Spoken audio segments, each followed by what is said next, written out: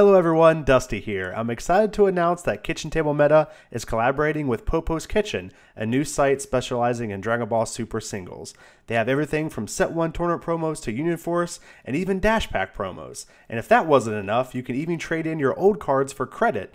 Do you have a playset of Sensu beans you're not using? Turn them into credit and buy that shiny Jiren.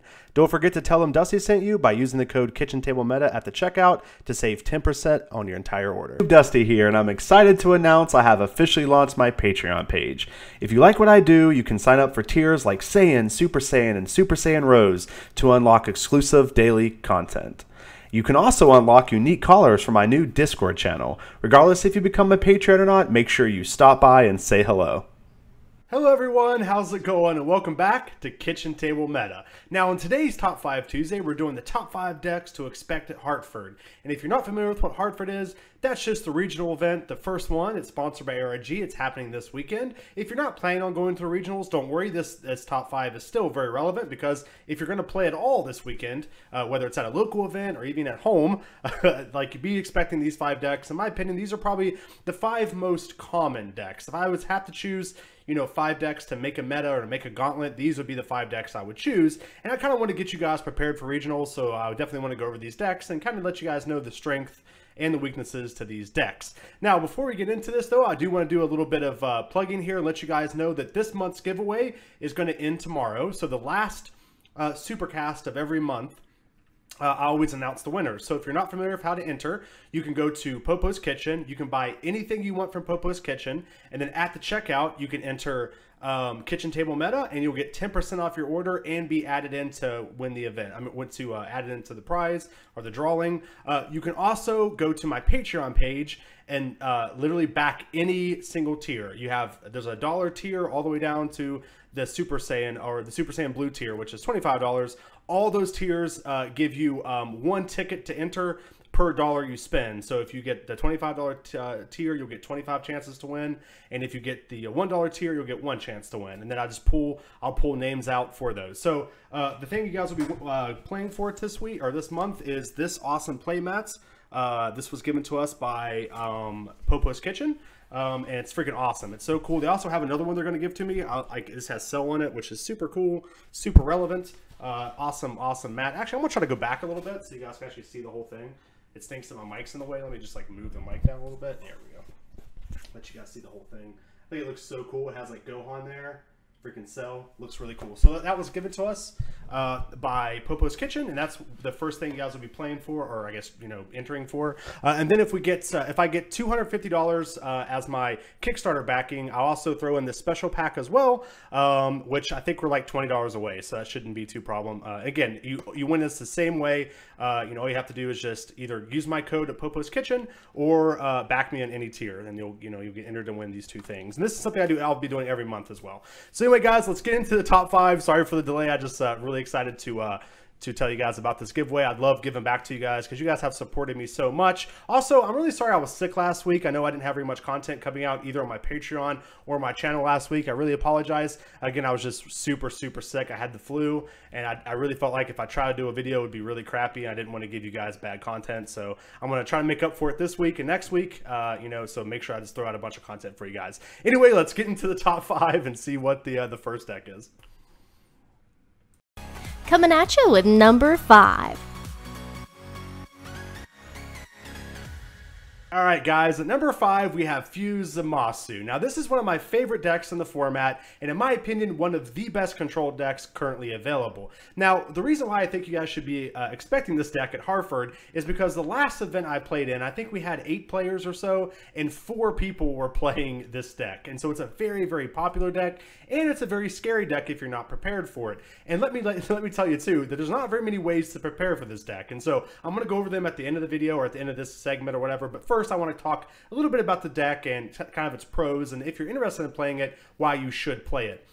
Now, the first thing to remember about this deck is, in my opinion, it has the best way to close out any game. So what I mean by that is that its win condition, or its battle card that it wants to use to win the game, it is an inevitable win condition. There's not very many ways to deal with it, and what it is, it's the 10-drop Zamasu. And what it does is, every time it attacks, it can choose a card from your battlefield, a card from your energy, a card from your hand, and a card from your life, and then you take those 4 cards and put them at the bottom of your deck in any order. Now, why this is extremely powerful is because if you're at 2 life, for example, and they played this threat out, in 2 turns you lose. So if you don't have a way to deal with this card, which again, there's not very many ways to do it, you're inevitably going to lose in 2 turns. There's no way to stop it.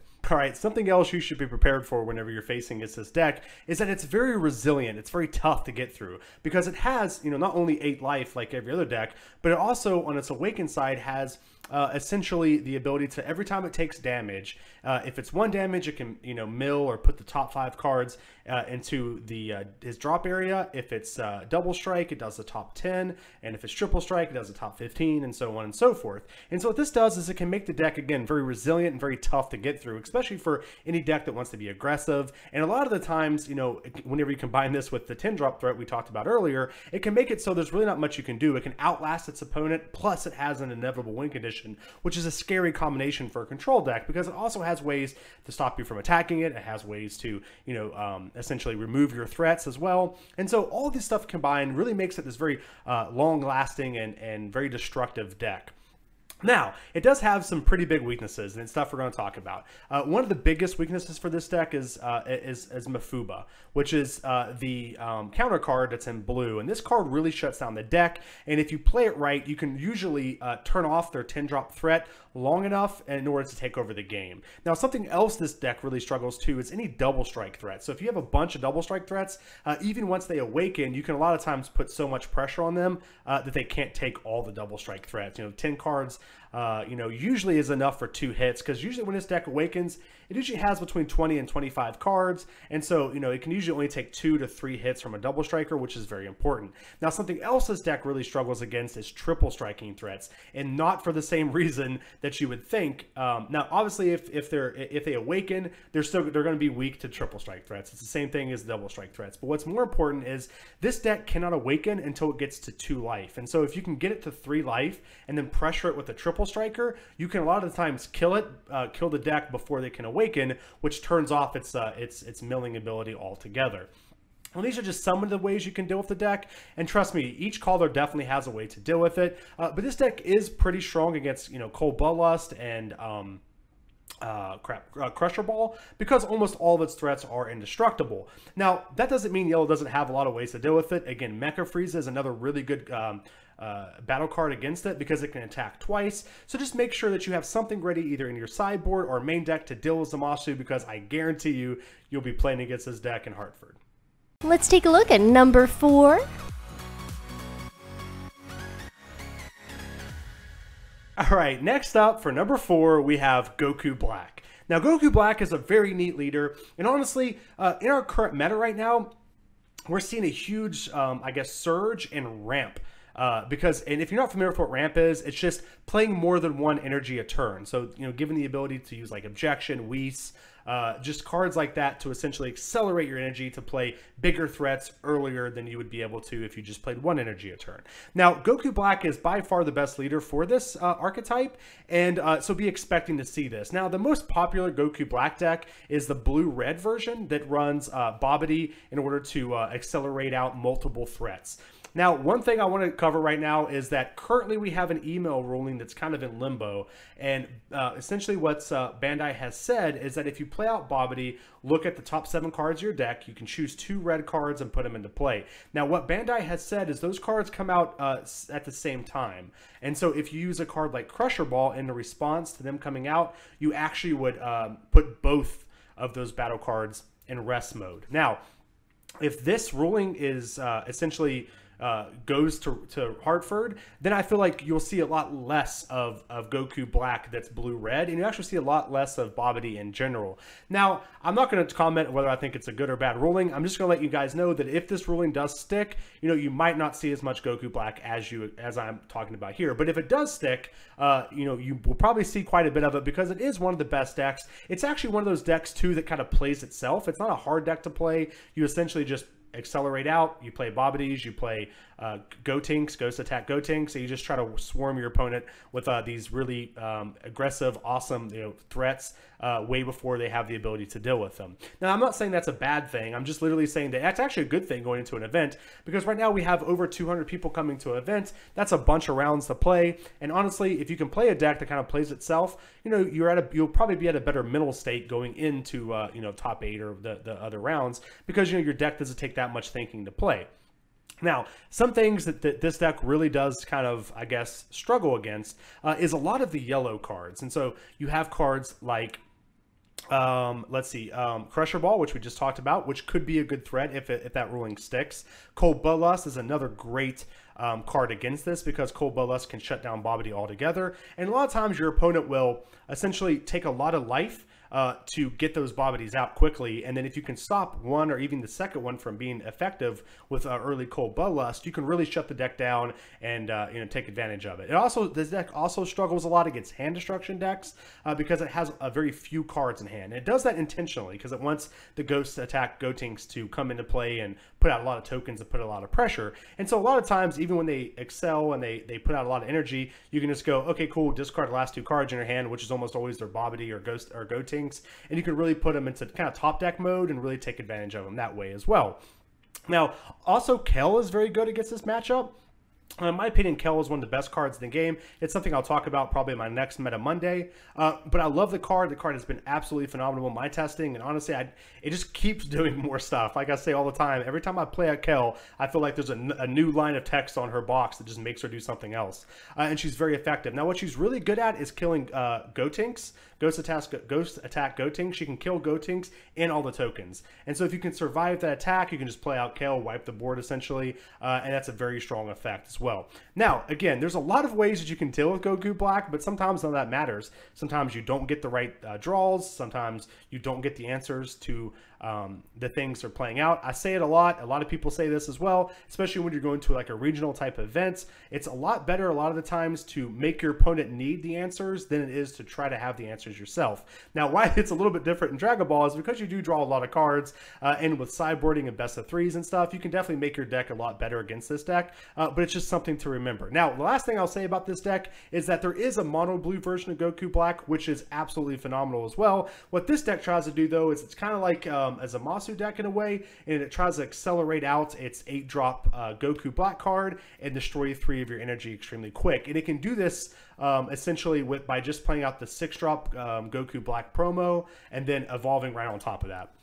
You can do all this in one turn. There's not really a way that very many decks can interact with it, except Cold Bloodlust. But the problem is with this deck is that if people are packing Cold Bloodlust prepared for the Bobbity version, they just kind of indirectly, interact with your version too. And the mono blue version has less ways to kind of interact with the rest of the field, and so it's the weaker version. And honestly, if the Crusher Ball ruling goes through, I could see a lot of Goku Black players moving towards this version of the deck.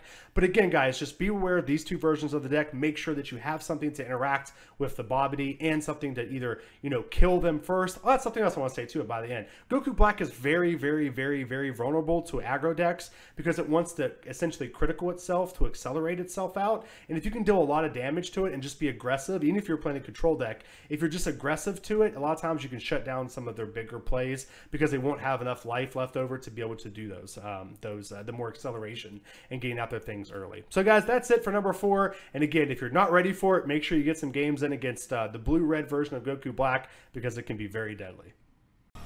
Moving on to number 3. All right, guys, at number 3, we have, honestly, a deck that you guys aren't going to be too surprised about, and that is Cell. If you guys have played at any events lately or even played on Octagon at all, I'm sure you've seen quite a few Cell decks. And for good reason. This guy is insane. He's a great leader. Whenever we saw him spoiled, we talked about how insane he's going to be, how powerful he's going to be, and he hasn't disappointed. He's very, very, very strong. Now, the things that Cell can do, there's a pretty nasty Cell control deck that's been kind of circulating around that people's been playing. It's very strong. It can kill a lot of threats. It's actually not too bad against Ginyu, which is important. There's also the Android version where it tries to get out the 7-drop Cell extremely quickly, discard your hand down to 3. Again, a very strong, versatile deck that can be, if you're not prepared for it, again, you can just lose by going down to 3 cards as fast as it can do that to you. And then finally, there's the hand destruction version of Cell, which in my opinion is one of the best hand destruction decks, and honestly, the best hand destruction deck when you take account the mirror match. So if you're playing against like Cell versus Vegeta, Cell's going to win this most of the time. And so again, similar to Vegeta, Cell is very good because when you set down across from a Cell player, you're not sure what version you're played against, and so it makes it very hard to mulligan against it. Now, why it's not too important going into the regionals is because regionals are best of 3, and while you might get taken advantage of the first turn, on the first game, the second and third game, you're going to be knowing what version you're playing against, and you can definitely, alter your plan to deal with that. Now, one thing that Cell can do that Vegeta really can't is Cell can actually, sideboard in and out of different versions of the deck, and so they can play the Android version the first game, and then second game switch into hand destruction. It's not that impossible for them to do that because most of Cell decks are very synergistic to green, so they have a lot of green cards in them, and usually they're only splashing like a little bit of blue or a little bit of a third color in order to make their green cards better. Now, some of the things Cell, lacks is, number one, it's a deck most of the time that's very weak to Cold Bloodlust, which again, most people are going to be using because they're trying to get through Goku Black. And they essentially, Babidi is the card to beat going into regionals, and any deck that kind of accidentally gets hit by Cold Bloodlust is going to be a deck that's not going to be as good as it could be because people are going to just naturally have answers to you. Now, something else that Cell struggles against is it has no way to awaken. And why that's really important is because, against hand destruction decks, against any deck, stall decks, Cell really can kind of struggle by not being able to awaken. There's ways around that. You can use TN, you can use results of training, and so for all these reasons, I think Cell is still going to be very good. But it's just really important to remember that there are things that really can essentially hurt Cell. Another thing is indestructible decks. I mean, a lot of Zamasu decks can prey on Cell decks as well because they have so many indestructible threats, and Cell has no way to get rid of them. And so Cell is essentially perfect at number 3 because, in my opinion, he's at the center of the meta game. He has as many favorable matchups as he has weak matchups, and honestly, he's kind of a safe deck to play. And so, be expecting a lot of Cell decks, but make sure you have some ideas of how to defeat Cell, and at least have an inkling or an idea of what you're going to do against the 3 different versions of Cell, that being Control, Hand Destruction, and Android combo. So if you guys, if you guys aren't prepared for Cell, just log on Octagon, play like 3 games, and I promise you one of those will be Cell. So be prepared for Cell going into Hartford. Number 2 coming at ya.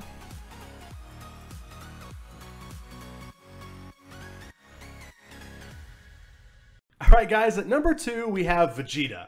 Now, Vegeta is one of those leaders that's never going to go away, guys. He's a fantastic leader. Now, I think he got a little bit weaker in some sense going into set 2. And the main reason why is because, Vegeta in set 1 was literally just the jack of all trades. He could be any color. He could be blue-yellow, blue-red, blue-green, mono-blue. He could be control. He could be hand destruction. He could be aggro. Like, when you set across from Vegeta, you had absolutely no idea what version you're played against. That's still somewhat true today with set 2, but there's definitely, 2 better versions of Vegeta, and these are probably going to be the 2 versions you play against. It's either going to be Vegeta Hand Destruction, which is a fantastic deck. If you guys have been paying attention to any of the bigger tournaments that's been happening around the United States, Vegeta Hand Destruction has won a good majority of those. And whenever I, created the deck for Gen Con, the deck was very powerful there. It's still very powerful now. It has tons of, new ways to attack you going into set 2, and it's one of those decks you have to be prepared for.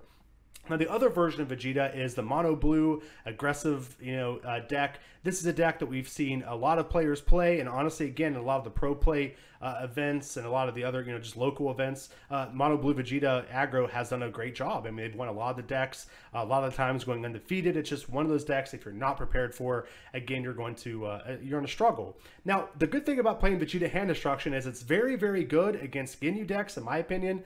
Me and Jordan have talked a lot about it. And then, playing the aggro deck, you're, actually a little bit weaker to Ginyu, but you're a lot better against like Zamasu and Goku Black. And so, depending on the version you want to play, you can kind of essentially, whenever you're in your local meta, you can just play the version of Vegeta you want. And so if everybody at your local plays like Ginyu and those type of decks, you can play Hand Destruction. If people play, Zamasu and Goku Black, you can play the aggro version.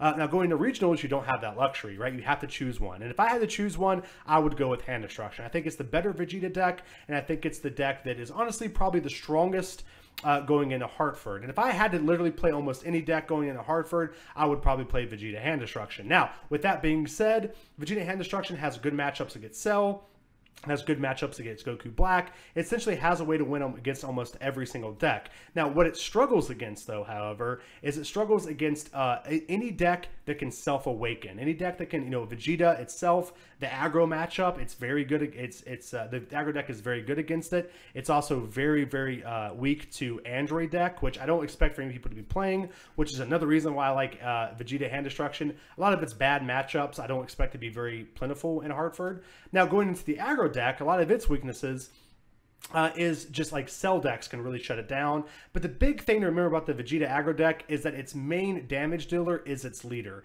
And so if you can do something to kind of shut him down, so if you run a bunch of counters in your deck, if you run early blockers in your deck, if you run almost anything that can essentially negate attack or two from him, because what Vegeta aggro will do is it will take a card to give itself critical almost every turn and just try to beat you with overwhelming card advantage. And so what you can do is you can just let them take cards and then counter and then play a blocker out and then deal with it. And then all of a sudden it's at a very, very low life. Another big card that really deals with the aggro version is the Cell deck, the Android combo Cell deck. Vegeta has no way to stop the Cell combo that makes you discard down to 3, and so they can literally just wait until you have done a lot of damage to yourself and get that huge card advantage, and they can just upgrade or use the absorption to get up to Cell, discard you down to 3 cards, and then essentially have you at that point. So again, whatever you expect going into Hartford, just make sure that you're prepared for both these versions of Vegeta. If you're a Vegeta player and you're trying to choose between which version to play, my suggestion is to play Hand Destruction, but make sure, again, the best tip I can give you is to play the deck that you're the best with and that you feel the most confident with. Finally, number 1.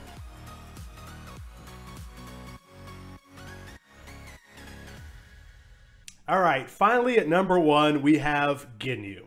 Now, Ginyu is an absolutely fantastic leader. When I talk about Ginyu, the deck I'm talking about, of course, is the Tricolor Ginyu. This is a deck that's essentially been made famous by Jordan, which is a team member of KitchenTableMeta.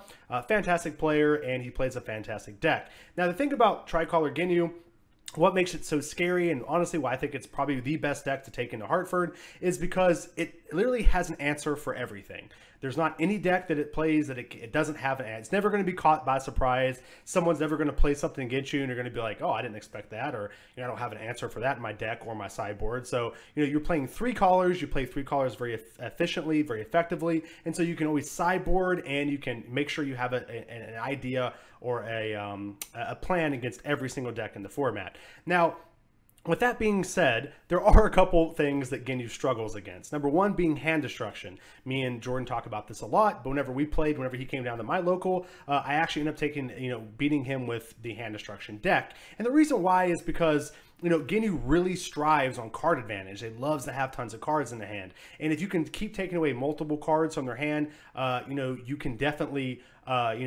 essentially make up that ground. Now, what they usually try to do is they'll use, Cold Bloodlust to essentially stop your threats from doing anything or stop your threats from being effective or doing what you want to do. Now, with the Hand Destruction deck, if I play out one of my cards and would make you discard 2 cards, if you use Cold Bloodlust, you're still discarding a card, right? You're still kind of going into my plan. Now, what makes this really funny, though, is that Ginyu also is very good against Hand Destruction. It can self-awaken. It has ways to stop some of the bigger threats from, from killing it or essentially stripping its hand completely. And so it's literally like a 50-50 matchup. So even against its worst matchup, in my opinion, it still is pretty even, which is something that you should really say about the deck. That's something that should be very, exciting if you're a Ginyu player, is that, honestly, I don't think there's a deck that just comes in and just wrecks Ginyu. And if you can find a deck that does that, I think you take that deck for Hartford because you're probably, you know, essentially in a good spot. Now, something else that Ginyu deck can do is it has a great answer to Bobbity, which in my opinion is a card to beat going into Hartford. And so, again, there's just all of these pros essentially for Ginyu. And if I could talk about anything that might be a con to Ginyu, is that it's a little weak to early aggression that's, you know, either critical based or, you know, that can deal a lot of damage very quickly, because essentially Ginyu wants to be able to sit back, as I said, get a lot of cards in hand. If they have to use a lot of their answers early game to stay alive, a lot of the times they won't have those answers moving in the late game, so you can sometimes close the game out. Now, again, that's kind of a long shot because it does have access to insane cards like Goldo, for example, which is really the bane of aggro decks. It also has access to Crusher Ball, which if the emo rulings go through, that card is even better. And again, the sideboard with Sensu Beans and Mafabu, it just really has an answer to anything. And so if you're not really sure what to play, I would really recommend grabbing Ginyu, doing some play testing with it, and taking it to Hartford, because in my opinion, it is the deck to beat going into Connecticut. All right, guys, well, that's it for this episode of Top 5 Tuesday. I really hope you guys enjoyed this episode, and I hope if you guys are going to Hartford, you'll stop by whenever I'm streaming and say hello. I'd love to see you guys. I love to interact with you guys and see what you guys are doing. And I wish you all the best of luck going into Hartford. I really hope everyone does well and has a great time, because I really want this game to, you know, thrive. I want to do well, and I honestly think that the fact that the, you know, I guess the next 3 regionals have already, you know, either sold out or got really close to selling out is a great thing for our game. It makes me very excited that I'm covering it and that I get to be a part of this game. Now, don't forget, guys, if you want to try to win this awesome playmat, or if you want to try to win this special pack, make sure, oh, I got a little bit of glare there, but if you want to try to win the special packs, make sure you enter the giveaway. Remember, guys, to do that, you just have to go to Popo's Kitchen, order literally anything on the website, and then type in KitchenTableMeta at checkout, or go to my Patreon and literally go to any tier at all, and you'll get to enter the giveaway. I'll be doing that tomorrow live during the Supercast, so definitely stop by and let me know what you think. If you can't make it to Supercast, don't worry, I'll definitely email you if you win. So guys, again, thank you so much for stopping by. Again, I apologize, I was sick. I'm really sorry last week I didn't get to release very much content. It's very uncharacteristic for me, and I really apologize. Again, guys, and also thank you guys so much for the get well wishes. I don't think you guys understand how much that means to me. Literally, I bet you every day I had at least 6 or 7 people message me and ask me how I was feeling, how I was doing. It just really means the world to me, guys. Thank you so much for the support. Thank you so much for being there for me, guys. Again, guys, good luck this weekend, and I'll see you guys next time.